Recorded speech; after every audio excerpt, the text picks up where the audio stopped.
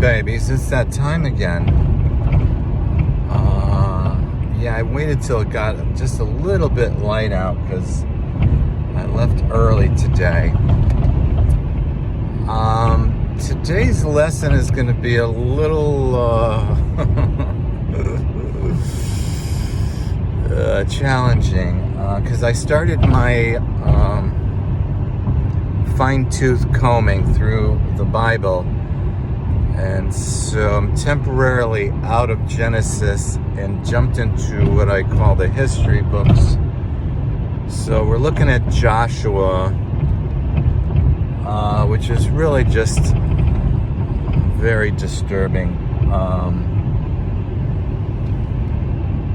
Well, historically, there's no evidence of Joshua ever existing, or the battles that are described. And also,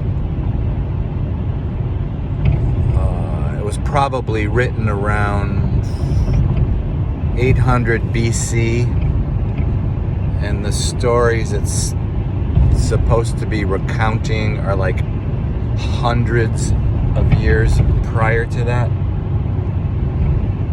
So it's no surprise that they can't find a darn thing to corroborate it.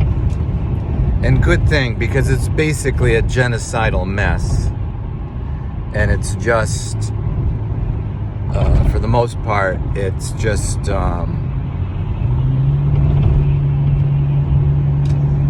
Israel's way of defending their identity as being chosen of God, and that only their God is the true God,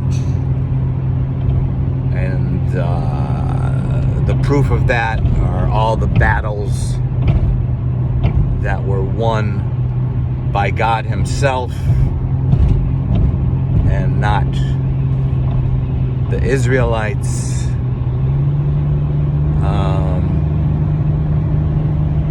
So yeah, that's none of that is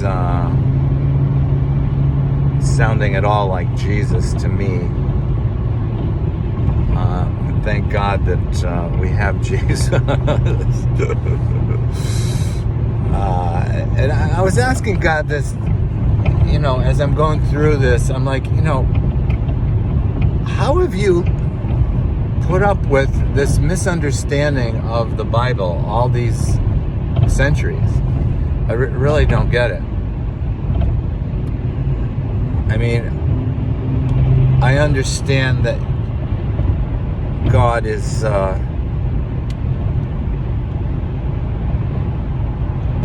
found in paradoxes, but what I'm looking at are contradictions, not paradoxes. So I'll give you one of the paradoxes, which is interesting to me, and I can't really, I'm trying to unravel it. And that is, right in the first chapter of Joshua, you have a lot of lovely verses that actually sound like they come straight from the mouth of Jesus. As far as, I will always be with you, I will never forsake you, I'm bringing you into a new land, or a new experience. Don't be afraid, be courageous. I'm trying to think of the other things there.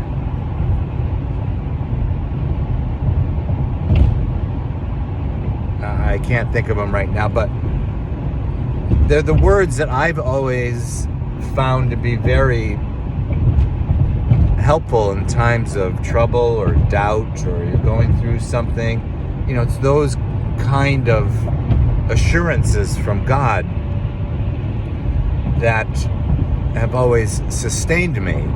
And, at least we have the Gospels of Jesus saying the very same thing. So that's interesting to me. So I guess the way I'm looking at that is the writers of this book around 800 BC did have the experience of an understanding of God's commitment and protection as long as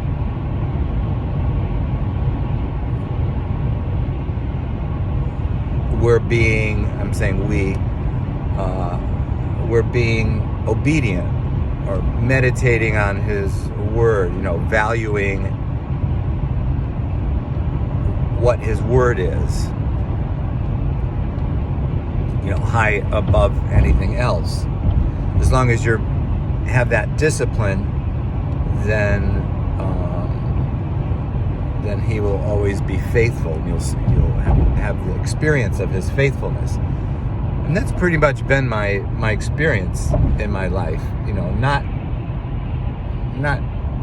literally, in the sense of believing everything in the Bible, because just this one thing is it's genocide.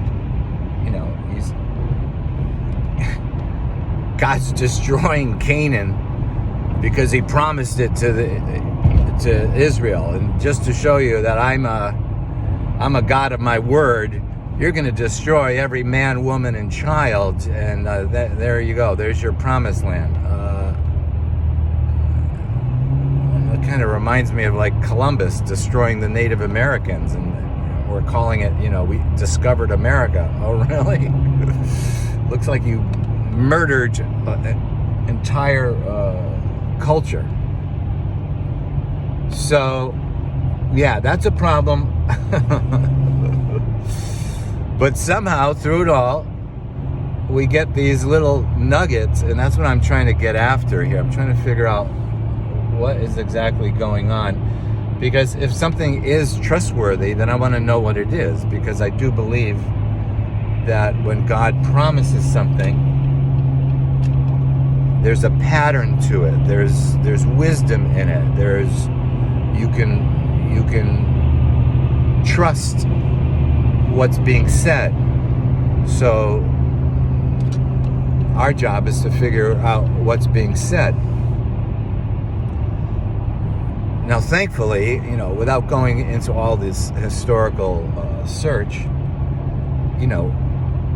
by God's Spirit, we know that He wants us to be kind to each other, loving to each other, patient, believing for each other, living for each other, being thankful for all that we have. I mean, this is God's will. So it's not like, I'm not grasping for straws here by doing my Bible study. I'm merely wanting to honor God's word. And if you use these lying people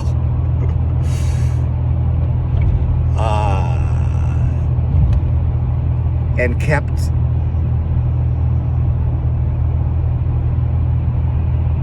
them close to His heart by some communication that they understood in spite of the lies of their military history, then I want to know that. I want to know what it was that sustained people, and I want to know that it was God. And I especially am appreciative when it aligns up perfectly with my own experience, and that to me is a justification for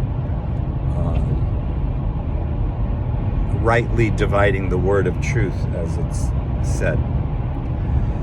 So I didn't really get into it, but I just want to quickly mention that the battles, the military conquests, we can look at as the Spirit in us destroying the demons in our mind that keep us from fully experiencing God's Spirit. So in that sense, that allegorical alignment, I think, is useful. And I think that's what Paul is talking about when he says, we wrestle against spiritual wickedness in high places. He's talking about the demons in our mind. So we just need to stand in the truth that Jesus gave us the victory over all those mental traps. And if we just believe it and stand in it, then we can experience peace. We can experience his victory over some of our bad habits and bad patterns of mind. So yeah, that's it.